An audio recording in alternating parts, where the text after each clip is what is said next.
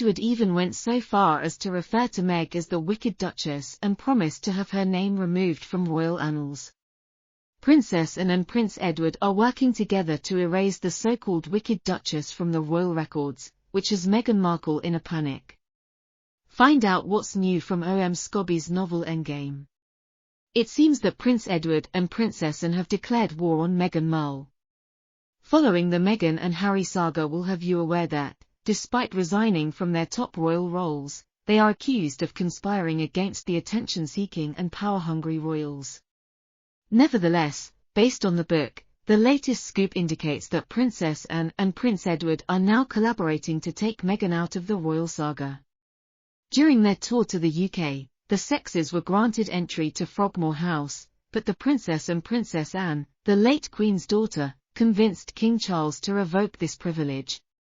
Of course, once they resigned from their top royal duties, concerns were made over the utilization of the second-grade listed inhabitants.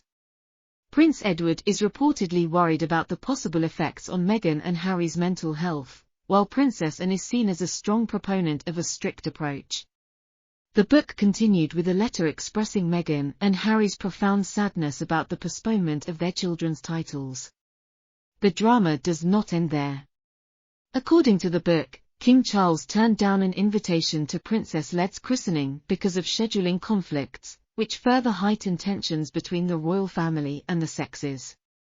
Archie and Lilette also point out that Buckingham Palace took 6 months to update the main titles on their website, which led the Sussex to compare their treatment to that of Prince William and Princess Kate. The turbulent romance between Meghan and Princess Kate is the subject of the novel. The ending claimed that Kate seemed uneasy whenever Meghan's name was brought up and spoke about Meghan more than everybody else. According to the book, Meghan was ignored outside the Westminster Institute by prominent Windsor family members, such as Queen Camilla, Princess Kate, and Sophie Duchess of Edinburgh, during Queen Elizabeth's burial. It's said that the sexes who want to keep the monarchy intact have submitted pictures of their grandkids to the king.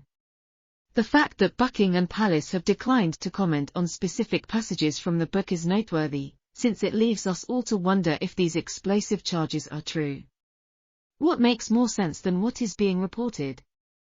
Considering the circumstances, it's amazing that Prince Harry and Meghan Markle are adamant that Buckingham Palace wouldn't last long without them. When you actually think about it, experts estimate that it has been about 4 years since they left, demanding private rights that were violated while breaching the privacy of practically all of their family members, including, of course, the lake.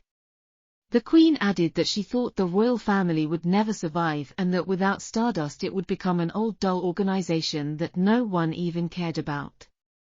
However, the terrible reality for them was that the British monarchy is thriving and revitalized, even though the King solemnly stepped into his mother's shoes and the Queen confounded the naysayers by showing themselves to be hardworking and diligent, not to mention the Prince and Princess of Wales have never set foot in the country.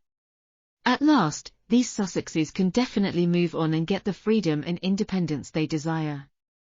Before coming to an end, the Duchess of Edinburgh, who had also taken the platform, stated that everything was going well in her humble little Duke and Duchess's office. Many thanks, I bet they're vomiting out taxes.